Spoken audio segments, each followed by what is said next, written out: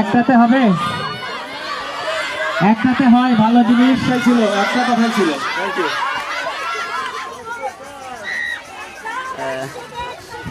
আমাদের সম্মানিত অধ্যক্ষ স্যারকে অশেষ ধন্যবাদ। বাচ্চাদের অনুরোধ তিনি রেখেছেন এবং তিনি সঙ্গীত পরিবেশন করেছেন। ধন্যবাদ সবাইকে, শুভ বিকাল। এ পর্যায়ে আমাদের সাথে নাচ নিয়ে আসছে মালাইকা মাহাজাবিন আহনা।